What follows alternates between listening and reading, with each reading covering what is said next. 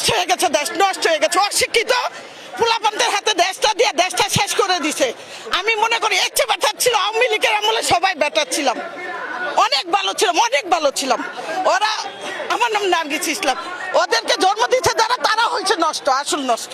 একটা রাস্তা বন্ধ, হ্যাঁ তো কি করুম এখন? কি হয়েছে? অপারেশন করছি, বাসের দিকে নামাই দিছে, রাস্তা বন্ধ। কষ্ট কি করুম, সামনে রিক্সা নিমু, এমন অবস্থা। আর এর উপরে ক্ষুধার গজব পড়বো। ওদের তো ভাগ্য খারাপ, হাঁটতে হবে, এগুলো পরিস্থিতিতে পড়তে হবে। জানি না দেশের কি অবস্থা হবে, ভালো হচ্ছে খারাপ হচ্ছে। অনেক অসুস্থ, হাঁটতে পারেন না মা, অনেক অসুস্থ, হাঁটতে পারেন না। অনেক দূর থেকে হেঁটে আসলাম। এতে তো ভালো লাগে ভাইয়া, কিন্তু এই হাঁটা তো ভালো লাগে না, বুঝতে পারছেন? উনি তো অসুস্থ।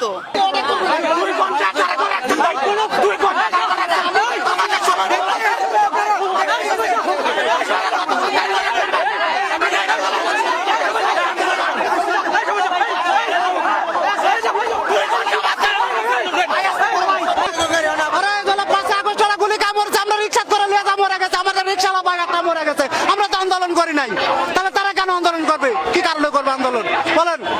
আমরা কি এই দেশের জমি নাই?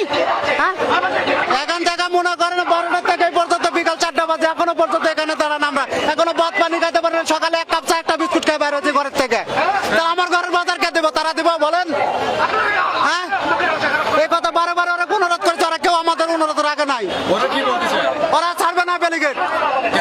কি কি আমি কাছে আপনাদের কাগজপত্র দেন, আমি ডক্টর ইউনূসের কাছে যাবো। বলেন যদি না যাবো পারে হাত এখানে জায়গা কাটা দেবো। ওরা যদি বাপের বাটা হয় কক, আপনাদের কি অসুবিধা হচ্ছে? আমাদের অসুবিধা, আমাদের দিন মজুরি লোক, আমাদের সমস্যা না। আমরা বাড়িতে পোলাপান বাচ্চা কাচ্চা আছে, আমাদের তাদের রুজি ব্যবস্থা করা লাগে, তারা কোনো ব্যবস্থা নেয় না, কোনো বেলিগেট ছাড়ে না। তারা কি মানুষ না মানুষের বাচ্চা তারা? হ্যাঁ, আমরা তো পোলাপান লেখাপড়া শিখাই, ওরে লাগান তো কুলাঙ্গার জন্মদিনে আমরা রাস্তাঘাটে। আজকে অনেক বাচ্চাটার জন্য আজকে আমাদের এই প্রতিবোধ করা লাগছে। কারণটা কি কারণে? হাসিনা যখন গুলি করেছে, ওরা আমরা মা বাবারা সাহায্য করার আমরা বাঁচা আলিছি, আবার ওরাই আবার ওই আন্দোলন করে। কারণটা কি?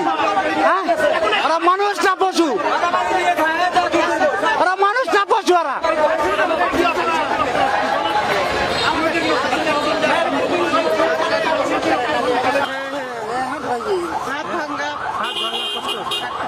এই যে যারা দাঁড়াইছে এই আন্দোলনের জন্য, আমি জানি না কিসের জন্য, ওরা এই দুনিয়ার রয়েছে জাহান্নামবাসী এবং আখেরাতে ওরা জাহান্নামে থাকবে, এবং ওরা বাবা মা পাপ করছে দেখে ওদের জন্ম হয়েছে, এই জন্য সাধারণ মানুষকে কষ্ট দিচ্ছে।